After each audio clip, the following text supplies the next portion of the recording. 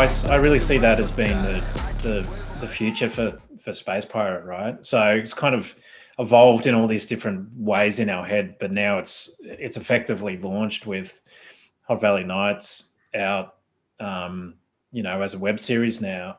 But like I've always, I mean, both you and I have looked at a lot of those interesting models in music, right?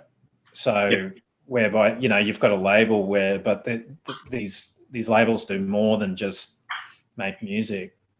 Ghostly's a really good example where they do art exhibitions, and there's a lot of visual arts and that sort of element to it as well as the music. But then you've got other companies like it's just escaping me now. The Adult Swim, right? Where Adult Swim was essentially like cable, entertainment comedy, that then went on to do all this other stuff, like have a music label, and that's right. Again, have these sort of collaborations that sort of cross over between different disciplines and things like that. I still think that's something that Space Pirate could do. But I mean, in the first instance, now that we've got our first the first show out in the world, created the YouTube channel, which is it's only been around for 3 or 4 weeks now. But I really see that as being, at least for now, the home of Space Pirate. But it could branch out into all these other kind of realms and things like that. But I was, now that we've got this thing out, and there's plans to do more in terms of shows, in terms of Hot Valley Nights, but in terms of other stuff as well. And then in terms of other types of content on the YouTube channel. But also, like, I see these places, like, I think Ghostly's a good example.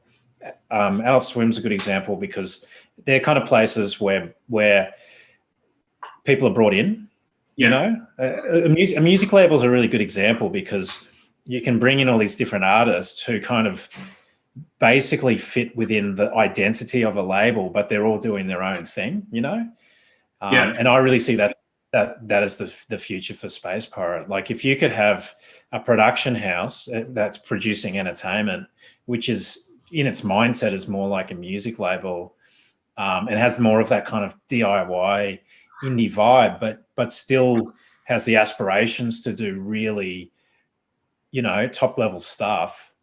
I just think that's the space that we want to be in. That's where we want to play.